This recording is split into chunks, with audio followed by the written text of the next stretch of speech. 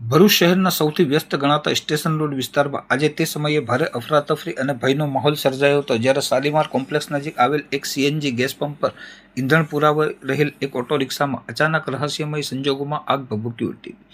પ્રત્યક્ષદર્શીઓના જણાવ્યા અનુસાર રિક્ષા ચાલક જ્યારે ગેસ પુરાવી રહ્યો હતો ત્યારે જ અચાનક વાહનમાંથી ધુમાડાના ગોટેગોટા નીકળવા લાગ્યા હતા અને જોતજોતામાં આગે વિકરાળ સ્વરૂપ ધારણ કરી લીધું હતું. ગેસ પંપ જેવા અત્યંત સંવેદનશીલ અને વિસ્ફોટક સ્થળે લાગેલી આ આગને જોઈ ત્યાં હાજર અન્ય વાહન ચાલકો અને પંપના કર્મચારીઓમાં નાસભાગ મચી હતી. ઘટનાની ગંભીરતાને સમજીને તુરત જ ભરૂચ ફાયર વિભાગને આ અંગે કટોકટીનો સંદેશ આપવામાં આવ્યો હતો, જેના પગલે ફાયર ફાઇટરોની ટીમ સહેજ પણ સમય બગાડ્યા વિના કાફલા સાથે ઘટના સ્થળે દોડી આવી હતી. ફાયર બ્રિગેડના જવાનોએ ભારે જહેમત બાદ ગણતરીની મિનિટોમાં જ આગ ઉપર સંપૂર્ણ કાબુ મેળવી લીધો હતો, જેના કારણે ગેસના મુખ્ય સ્ટોરેજ સુધી આગ પહોંચતા અટકી ગઈ હતી અને એક બહુ મોટી જાનહાનિ કે પ્રચંડ વિસ્ફોટની દુર્ઘટના ટળી ગઈ હતી.